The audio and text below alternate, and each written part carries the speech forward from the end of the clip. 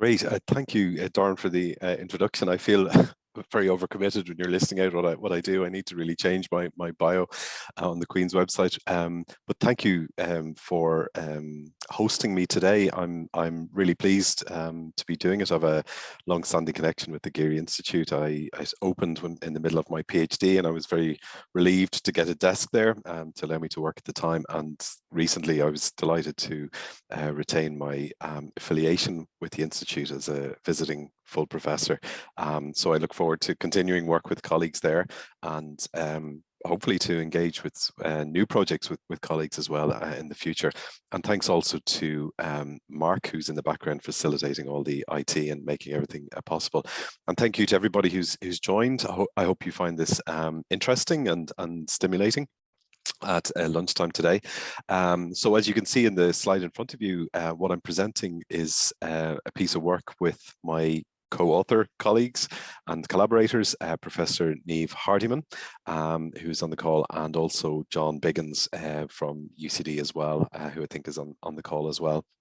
And it's part of a paper we're working on, or have been working on for some time, which we hope will form part of a special issue in the journal Irish Political Studies on the issue of public policy in Ireland. And that special issue has been edited by Conor Little in University of Limerick and Christopher Green Pedersen, excuse me, in the University of Copenhagen. So some of you might be familiar with this work. I mean, it's primarily based on data that was originally developed and conceived in the Geary Institute, part of a program on mapping the state. Essentially, we've been working for a number of years, and there's been a big international interest in state agencies over the last 20 or so years. And I and other colleagues have been involved in a number of projects looking at the proliferation, particularly from the 1990s onwards, of the use of arm's length bodies to deliver public functions. And I suppose in the context of all of that, we've tended to forget about the key role that ministerial departments play in the delivery of public services and as kind of manifestations of what governments do, because a lot of the work I'm presenting here is based on the idea that public bureaucracies are not neutral. The design of public bureaucracies are the products of contestation of political choices, about competing demands, ideologies, and so on, and that even in where you don't have radical changes in government, what you will have over time is subtle sort of low-level changes that have significance for what it is, how citizens view and experience the state. There has been some work done from colleagues looking in political science at the role of I guess the effects of the increased prevalence of coalition governments across Europe. And I'm just citing one here. Ulrich Sieber and colleagues looked at, I think it was 7 democracies between 1980 and 2010, and looked at detail at the sort of the sharing and slicing and dicing of ministerial portfolios as a product of the bargaining between parties who are coming together to form coalition governments.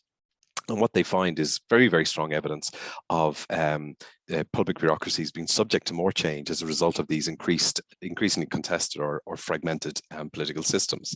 That what we see in the political world about more party choice at elections and so on is having an effect on the design of bureaucracies post-election for governments. And there is more and more data becoming available about what's actually going on within government. I mean, this was a big gap in the literature for many, many years, that we know an awful lot about the politics and the elections and the governments and what's in the manifestos, but actually what about the design of the bureaucracies afterwards, and how important is that?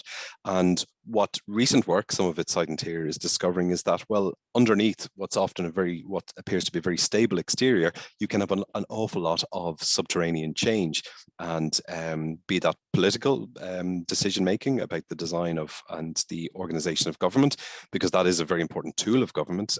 Governments are very keen to use bureaucracy as a means to an end. but also as part of bureaucratic politics as well, that within bureaucracies, there's a lot of evidence to suggest that there is bargaining between different parts of the bureaucracy over control of different portfolios.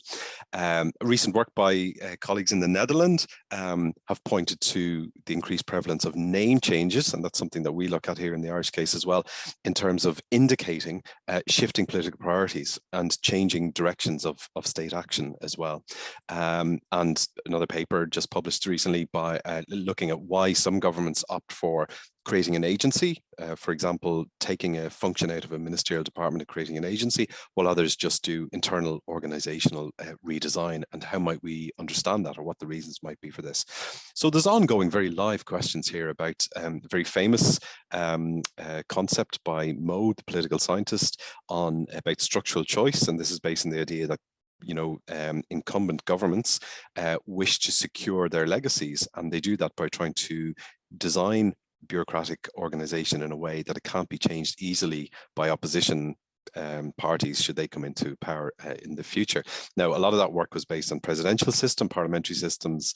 I think it's generally accepted it's kind of easier to change those things. But there are also questions ongoing about politicization, how far the reach of politics goes into the administrative system, in terms of it might not be overt, but certainly there are covert ways in which political elites may seek to secure what they want to see happen through reorganizing the bureaucracy.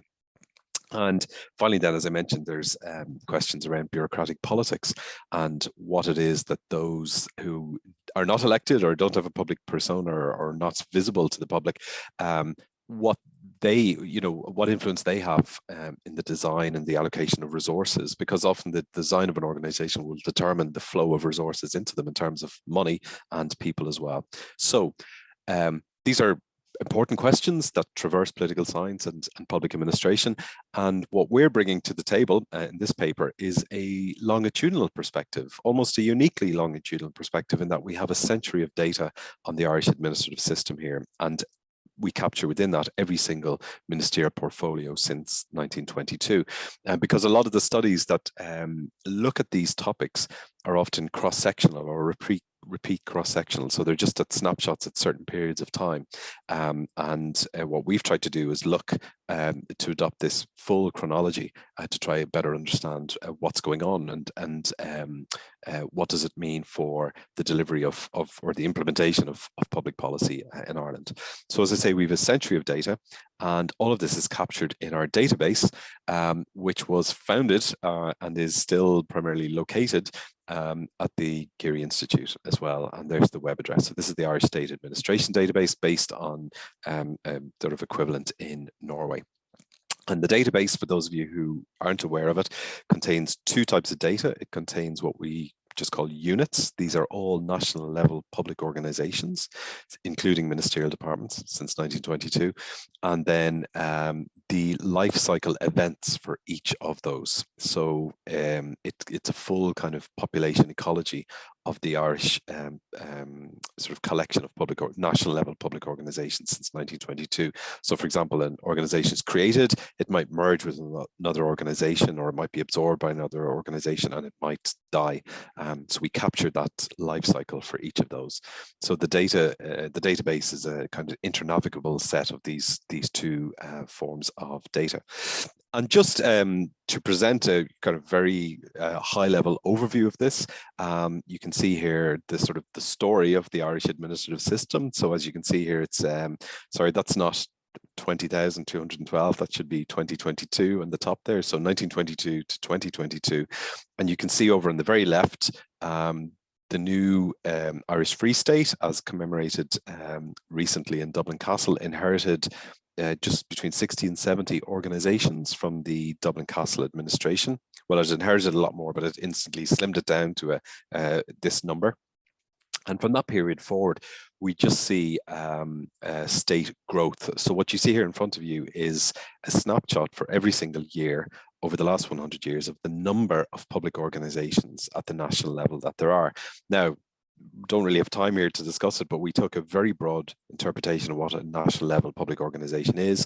So you will find in here very large organizations like a state company like ESB, Electricity Supply Board, and you'll find very small organizations as well of maybe 2 or 3 people that existed for a short period of time or still exist. It's an ongoing, this database is a dynamic, it's live. Even in the last week, we've had a discussion about a potential agency that existed for 1 day, believe it or not. And it was kind of we think a legal necessity that it had to be created and then closed again. But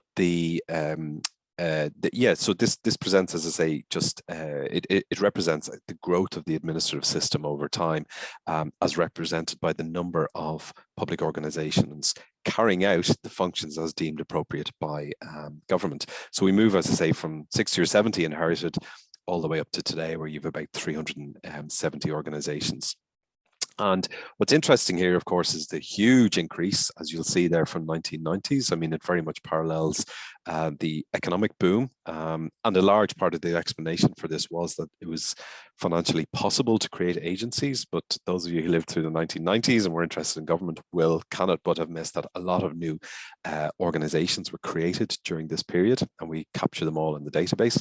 And things peaked in and around, of course, 2008, when we entered a period of fairly significant state retrenchment. But you can see the drop there, the decline down to about 350 in 2016 or so. It's a decline in about 10% in the number of organizations. But just like with the economy and so on, and COVID notwithstanding, you can see a gradual accretion again in the number of public bodies. So this is, I mean, there's lots of, this is an interesting story. Like behind this line is a huge amount of information, of course, but it also speaks to very important questions about the role of the, like, what do states do, you know? And Niamh and sorry, I should have mentioned Professor Colin Scott, of course, who's been very involved in the database development as well. You know, we've been looking at these questions over many years and have published papers on this. And what does the Irish case tell us? Because not everybody has a century of data to play with. So we can see, yeah, that it's only recently that we've had the first significant, apart from a little dip during World War II, which you can see there around 1945. It's only in the last decade or so that we've seen this year-on-year reduction in the number of public bodies. But as I say, it's growing now again at the moment. Okay, so about a decade ago, unbelievably, we did a first cut at this, and we said, like, well, how can we understand this? And we identified, well, it was a paper I wrote, but we sort of said, look, there are 4 kind of periods of state development here that we can see reflected in the data. So you have this first quarter century, this emergence period of the new state. You have this development period then between 1948 and 69.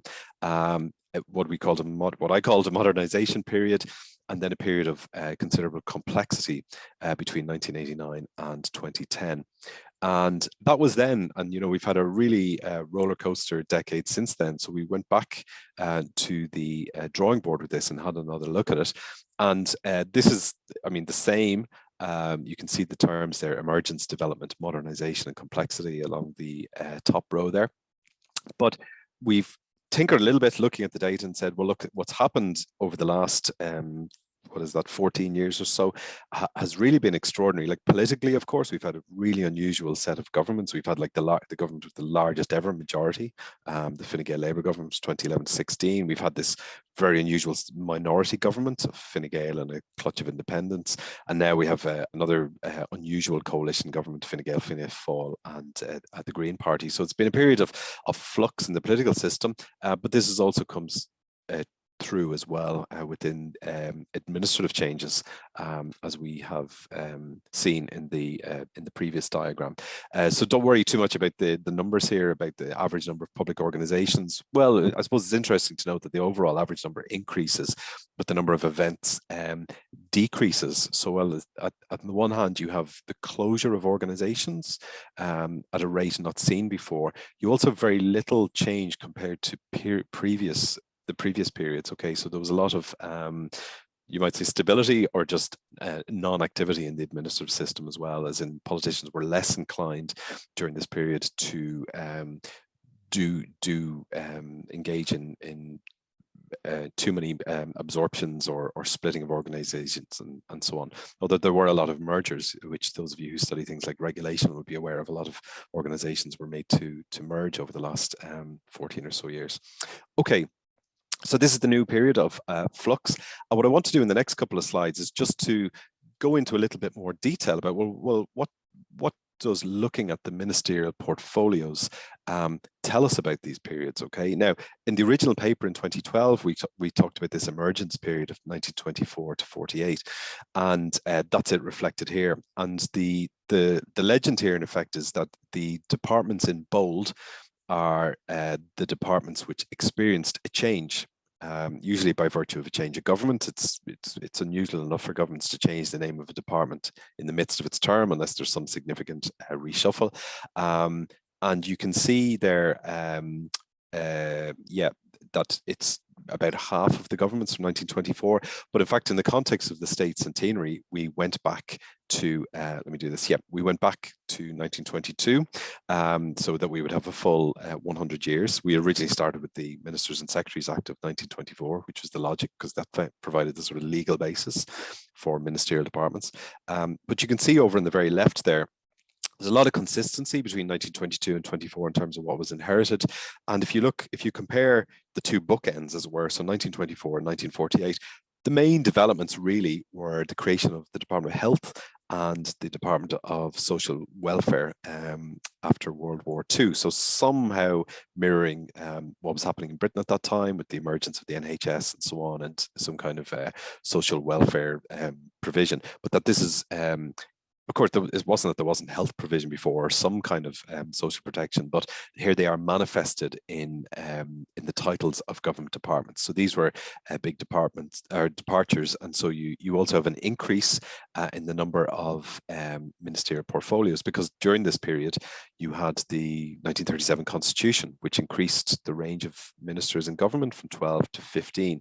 And typically, one minister equals one department. Of course, there's no constitutional limit on the number of departments you can have, but there is a limit on the number of primary or ministers. Of course, you can have lots of ministers of state, but in terms of the primary ministers, there is a limit there. Okay, so that's this kind of emergence period of 1922 to 48, shall we say.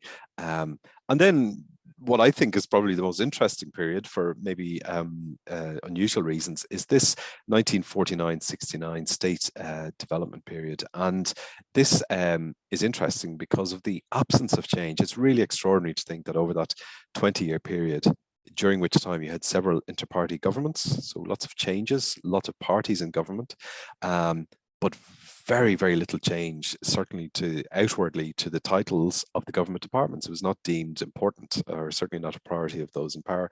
You can see there agriculture, just a bit of change, and then at the very bottom right, the Department of Gaeltacht, created in 1956, Transport and Power, and the Department of Labour there in 1966. But an awful lot of stability, despite changes in 1951, 1954, 1957.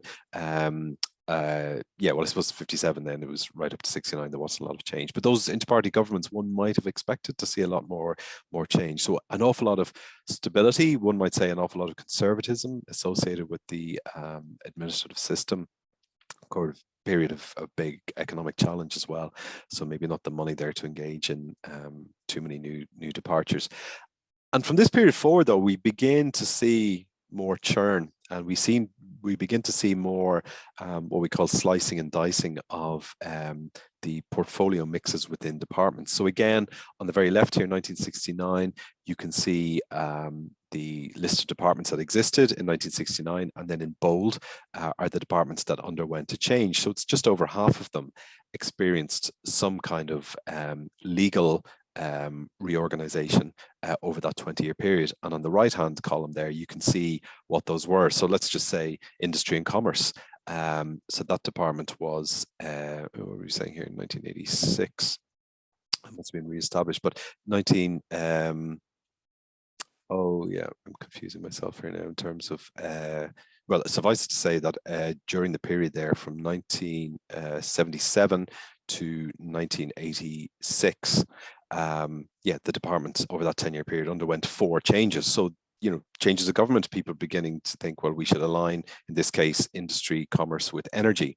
And then it was aligned for a period with tourism, and then trade, commerce and tourism, industry, trade, commerce and tourism. So you can see all of these changes going on. Now, this is not unimportant, because there's a couple of recent studies showing that how you cluster your policy mixes in departments can have a very significant effect on how those policy issues are addressed. So there was a paper by a Norwegian colleague whose name I've forgotten, looked at the issue of immigration. And if you cluster immigration with security, you're getting a very different approach and use of policy tools to immigration than you are if you clustered immigration with social welfare. Now, I realize they're very high salient policy areas, but the point is the mix within a department is going to affect the tools being used and the kind of the policy outcomes within those policy domains.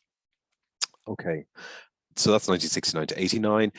Then we get into the complexity period, and you can see again, just visually, there's a lot more changes going on, a lot more chopping and changing of government departments. And on the left-hand column, you can see, the majority of departments experience a change during this 18-year period.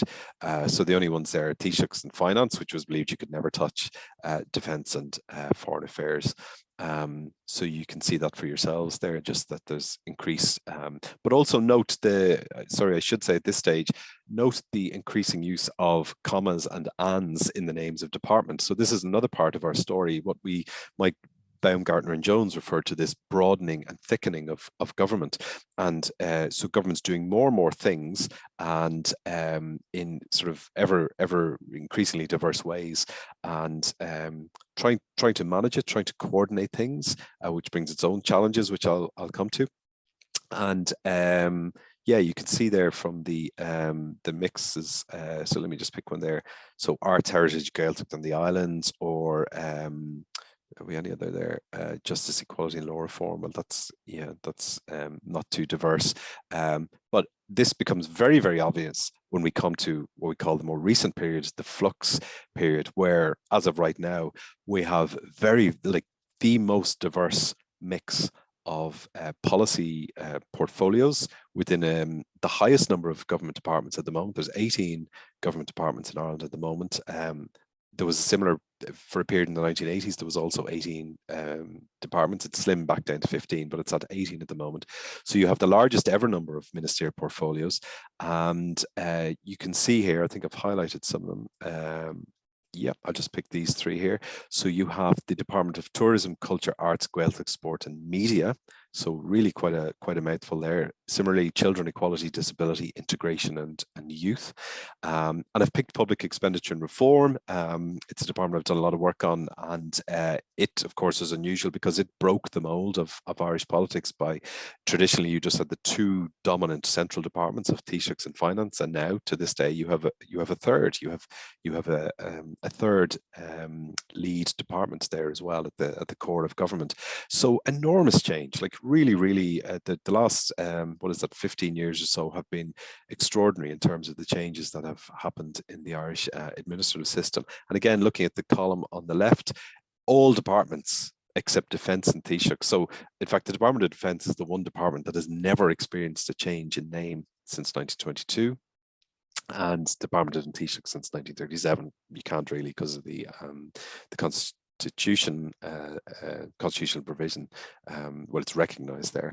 And but as I say, on the right-hand column, just again a massive amount of changes that parallels, that mirrors the changes in governments, but also increasingly diverse policy portfolio mixes. And this is an interesting part of the story, I think, for political scientists, in that it used to be, well, in coalition governments, like how many ministerial departments would you get? And increasingly then it was about, well, who's going to be the minister? And now we see, well, what are we going to cluster in those departments? Where are we going to literally put these ministerial portfolios? And of course, behind all these ministries are a whole host of public organizations and agencies as well that have to undergo shifts in terms of political authority and ministers. So yeah, these what I'm presenting to you here is just the two bookends, but what happens in between times is really, really significant and consumes a lot of resources and time. Like administrative reorganization is a resource-intensive business in government. Okay, now because of all of this activity going on in government, it demands of the administrative system that there are ways to manage this, to account for this, and to coordinate all of these changes. How do you manage all of these organizations? Well, one way that has happened sort of organically, and again, internationally, this isn't unusual, is that if you can't increase the number of ministers, well, you create a kind of a second tier of what we know today as ministers of state. And that's currently, I think there was an attempt a few years ago, it got to 20, it's back to 17. I think is it near 18 or something like that again today? But a lot of these ministers of state, their roles are to operate between two or more departments. Okay, it's precisely to try and coordinate where there are overlaps or where there are gaps in policy function that aren't being represented or can't be represented possibly by the minister. And of course, there are political considerations as well in terms of dividing up these positions. Special political advisors, there's an awful lot of conspiracy theories about these guys and girls, of course, but in fact, some, not all, but quite a few special advisors are hired for their project management and managerial skills. Again, the role here being to manage complex projects or policy objectives that traverse public organizations that don't sit within the boundary of one ministerial portfolio.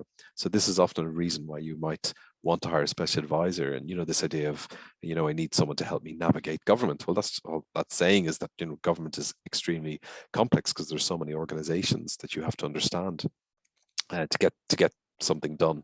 Interdepartmental committees. I mean, this is something we've talked about for years, and the team working on the Irish State Administration Database. I mean, we're presenting you with the sort of the formal view of the state in terms of organizations that are, you can often, you can walk into the building and so on, but there's a whole clutch, of these interdepartmental committees that meet all the time, and they come and go, and it's very hard to capture them in any meaningful way. But they're absolutely bread and butter daily part of your average civil servant's life is attending these bodies. And again, it's about organizations seeking to engage in various negative and positive forms of coordination. The negative coordination being literally information sharing. We just want you to know what we're doing, and the positive being, well, we're both doing something. We need to create some structure or some formality around what we're doing, and a lot more people at the senior levels, more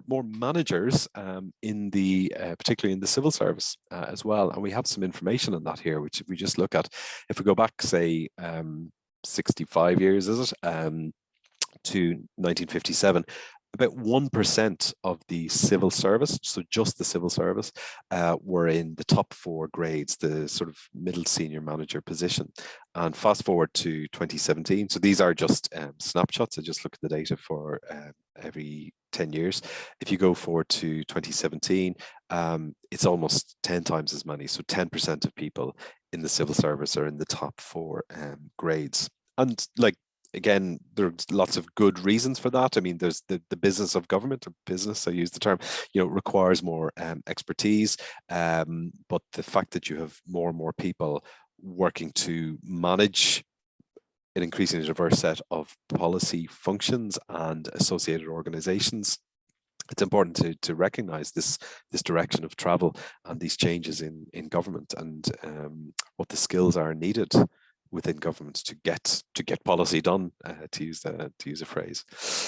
Okay, and if we go back, if we just disaggregate it out from earlier, I showed you the data of all public organizations, but if you look here, if we just look at the number of ministerial departments, and I'm fully aware there's big variety here in ministerial departments as well in terms of the number of people working in them and what the resources allocated to them. But just on the organization, from an organization perspective alone here, you can see in 1922, you started off with, I think it was 11 departments. And then by 2020, I'm saying we've got 18 as of right now.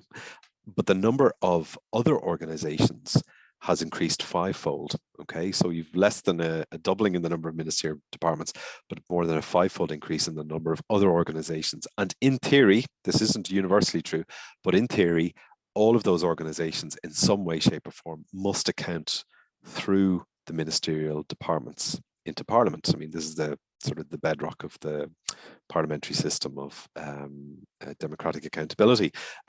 So you've, you know, not a huge increase in the number of ministerial departments, but a big increase in the number of organizations which have to be sort of, as I say, accounted for and managed by these departments over time.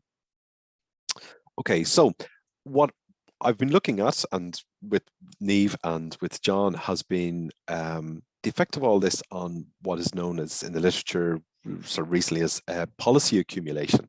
So what does all of this mean? And well, policy accumulation refers to when your rate of policy production exceeds the rate of policy termination. And there's a general theory, just like there is with public organizations, famously, that public organizations tend not to die, or when they do die, they tend to die at a much slower rate than organizations in the private sector, particularly in times of economic contraction. You see, as we've seen recently, businesses go under, but government organizations tend to survive. But the same is also true with public policy as well, that governments are very reluctant, for obvious reasons, to be seen to be stopping to do things. Okay, it's difficult to do it, whereas governments are rewarded for initiating things. Okay, so you get this policy, this accumulation of policy over time. Now, the argument we're working on in the paper is this is amply reflected in the number and type of ministerial departments and these increases that we're capturing over the last century. So sorry, I've just referred to this concept of the immortality of public organizations, but similarly in the public policy literature, people talk about policy layering. So new governments come in and they say, we're going to do all these amazing things, but of course there's lots of things already happening, and they have to layer their policy wishes and demands onto the pre-existing policy landscape, or what Mettler calls the policy scapes. Okay, so you're never coming in, of course, to a blank canvas. You're coming in with your policy demands and you're passing it over to the public service and say, look, this is what we want to do it. But of course, the public service is already doing a lot of things and has to manage all of these. So it raises interesting questions about policy congestion, which is a nice concept, and of course, enduring questions about political accountability, which are always of interest to political scientists. So what do we mean by this? Well, first of all, in terms of policy congestion, well, Christian Adam and colleagues have written a book about this, and they talk about the responsiveness trap in which modern governments, Western governments, find themselves. And this is the idea that you know, parties campaign at elections saying, vote for us and we'll deliver you all of these things. And then they get into government and they need to be seen to be doing them. And there's no electoral reward for stopping delivering things. There is reward for demonstrating that you initiated things. There's very little scrutiny often of how something was implemented. Was it a successful implementation, what the results were, but being able to point to, look, we initiated something, we started something, we created something, is often politically good enough. But that has consequences for you know, the cost and size and organization of the public service. So we see ever more complex policy mixes, more and more regulation and rules that are difficult to understand, that often only people within government understand, certainly people outside it don't. As I've just mentioned, there's more emphasis on the introduction and delivery of policy than there is on the kind of assessing and measuring the outcome and saying, well, we should discontinue something or stop doing something. Yeah, and then governments, you know, their legitimacy is subject to partisan political interpretation. So they want to be seen to demonstrate, well, look at all of the things we're doing, and I can point all the things we've initiated or started, while, you know, oppositions will say, oh, you're not doing anything about this or not doing anything about that as well. So hence they're what they are concerned about is this idea of a responsiveness trap, like governments just constantly being seen to respond to public demands for more and more things, and therefore introducing more and more public policies all the time. Now, I wonder, I mean, as we've looked at this, I've been looking at the Irish case more, and there's every so often you wonder, are there pressure points emerging? I mean, there might be a school of thought that says, look, you know, public servants, civil servants are very adaptable. They find ways around things, and that's undoubtedly true. But I did note there late last year when Michael D. Higgins, who of course is constitutionally the president, constitutionally bound to sign legislation within 7 days, and he's saying, look, there's too much stuff coming in. There's too much product coming in from the public service here and the political system for me. And I wonder, in terms of this policy accumulation thesis, are these pressures appearing in the Irish system, and that you've multifunctional departments or multi-policy departments producing more and more legislation across more and more diverse policy areas, and in the pipeline every so often you're having these blockages, and you have the president saying, well, look, I can't do it. I can't do my job here. I can't read all this legislation within the 7 days. Maybe it's a one-off, but maybe there is actually something else going on here. So that's just in respect of the policy congestion. In terms of accountability, well, within the Irish system, as in a lot of Westminster democracies, we've inherited the system we have. It's that expression, you wouldn't start from here, but the system of ministerial responsibility to Parliament for all that happens within the domain of a minister's portfolio range, including all of the agencies, it's inherently problematic in terms of it's really not possible to follow everything, but it's the system that's there. So it's the legal system that's there. Politically, it's understood, and ministers have all sorts of, although some of it's delegated, but there is issues around managerial accountability for the management of resources and people, that these have to be accounted for to departments, and there's often problems with this. Obviously, in the context of an ever more complex organizational landscape and more policy fields and sub-policy fields, that becomes more challenging. Ministers having to account for more and more things that are going on within their domain. It leads also to, I guess I've kind of mentioned this already a little bit, but ministerial departments creating ever more complex technologies. And by that, I don't necessarily mean computer systems, but I mean mechanisms and means to manage information, to be able to account for and provide answers to various questions or to various fora like parliamentary committees about what's going on. So it leads to a lot of resources being spent, I imagine, within ministerial departments on trying to manage these policy mixes. No government, one answer to all of this might be, well, let's have more ministers, but really that would just be politically extremely unpopular, one might imagine. No government wants to suggest this, of saying, instead of more and more ministers of state, or why don't we create more ministers to handle more portfolio policy demands? But that's probably unlikely to happen. So I'm not sure what the answer is there. I mean, Christoph Nail and colleagues have talked about better integration in terms of the policy process and better coordination and functional management and so on. But I'm not sure if the answer lies in that completely either. But it is an interesting phenomenon in contemporary government. I mean, how do you provide accountability for an ever more diverse set of policy responsibilities? So to conclude, well, as I mentioned, we see this, it was Baumgartner and Jones, in their book on the politics of information, they spoke about this broadening of government, so more and more things going on, but also the thickening in terms of the tools being used by government and the way in which governments deliver, the variety of ways in which governments deliver public policy nowadays. The political logics undoubtedly remain very, very strong. I mean, the Irish case is not really an outlier or anything like that in saying, look, political elites, when they get into office, are very interested in, the title of their ministerial departments, and why shouldn't they be? It sends out a signal, even for the junior partners in government. They want to be able to demonstrate competence in existing and new areas with a view to the next election. Say, look, well, we've done, say it's the Green Party, I'm just picking on, saying, well, we also do health, we also do defence, or whatever it is. So they want to be associated with these things. So what's on the brass plate of a door sends out a very important signal, both externally, but also internally within the department as well. I think we've strong case here of increased politicization through design. So I was very brief on this at the start, but there's long-standing issues in the politics of bureaucracy about, okay, you might have politicized appointments to the top of the public service, as happens in the United States or Germany or whatever, and that's fine. But there are also more indirect and covert ways in which politicization happens. And one of those is through design, organizational design, and providing signals, as I say, to what you want to prioritize and what you're in your time in government, what you want to do.